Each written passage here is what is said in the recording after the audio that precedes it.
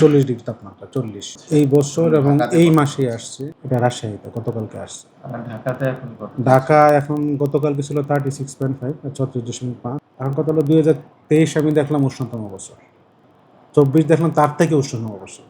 কারণ কি এপ্রিল মাস পুরাটা মে মাসের 5 দিন টানা 35 দিন সারা বাংলাদেশে হিটে বছর, সারা বাংলাদেশ না, অনেক সময় দেখলাম সারা বাংলাদেশেও, আবার তবে বাংলাদেশ কিছু অঞ্চল থেকে প্রশমিত, মানে টানা 35 দিন আমি হিট ওয়েভ ধরতে পারি সারা বাংলাদেশের জন্য, যেটা রেকর্ড। এখন পর্যন্ত এরকম রেকর্ড হয় নাই, মানে এত দিন এত লং স্পেলে একটা হিট ওয়েভ এটা কখনো হয় না।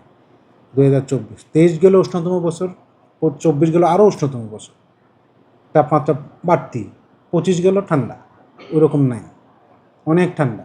26 এপ্রিল আমাদের মার্চ মাসে কোনো হিট ওয়েভ নাই, এপ্রিল মাসে কয়েকটা ছিল, এখন একটু সামান্য তীব্র হয়েছে শুধু রাজশাহীতে। তার মানে 24 বা 23-এর সাথে যদি তুলনা করি, 25 অনেক ঠান্ডা, তার থেকে একটু গরম হলো 26। একটা বছরের সাথে আর একটা বছর মিলে না।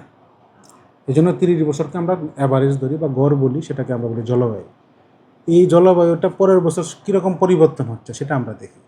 যেমন 23 উষ্ণতম বছর, 22 পর্যন্ত ডেটা নিয়ে দেখলাম 23টা উষ্ণতম হয়ে গেল, 23 পর্যন্ত ডেটা নিয়ে দেখলাম যে 24টা উষ্ণতম হয়ে গেল। মানে 30 বছরের সাথে আমরা তুলনা করি।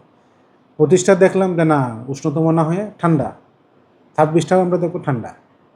তো ওইরকম লং স্পেলে আমরা হিটে 23-24-এর মতো আমরা পাইনি এই বছর, আশা করি হবে না।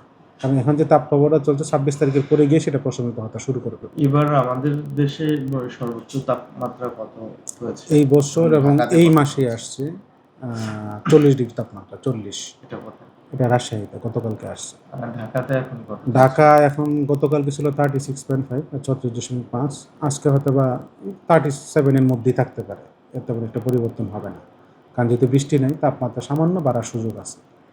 আর যদি বৃষ্টিপাত সামনে 26 তারিখের কাছাকাছি হতে পারে, তখন তাপমাত্রা হয়তো বা 36-এর নিচে চলে আসতে পারে।